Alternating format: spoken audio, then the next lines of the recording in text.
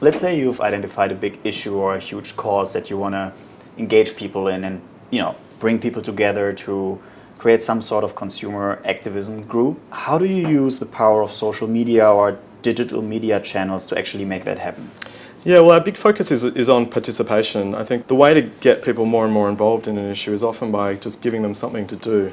So I think that's in contrast to, a more traditional or an older approach where awareness was seen as the primary vehicle to solving problems. That means that the job of the people building the movement, the campaigners and the strategists, really is to uncover opportunities to give people meaningful actions to take. But above that, also create channels to recruit others in.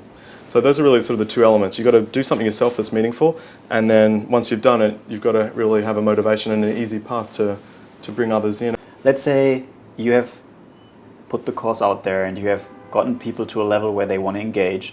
Can you give me some examples of the digital tools that you apply to then actually take action and enable people to participate? We use a number of existing tools, off-the-shelf tools, and then we actually develop our own in-house purpose platform. The key tools of the viral spread of the actions that we take are ones that I think will be familiar to a lot of people. Clearly, Facebook being really the most important are really central to it, because they give you a very direct way of accessing people's social networks. People often overlook really the most important and most established social tool, which is email.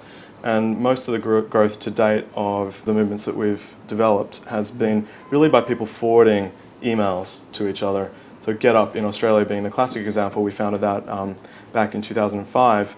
About 90+% of the growth of the membership base can be traced back to someone taking an action that was forwarded through email to a friend. The whole process that you've just described sounds incredibly creative. As it so happens, Jeremy Heimans, one of the founders of Purpose, has been ranked number 11 in Fast Company's 100 most creative people in the business.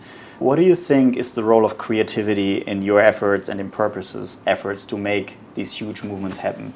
Yeah, creativity is absolutely central. And the role of creativity for us is in finding the right way to take that depth and knowledge and take the out-of-the-box whiteboard, blank sheet of paper, ideation approaches that I think the creative industries have really been in the forefront of developing, and mix them together in a way that comes up with really creative but targeted actions that people take to have impact.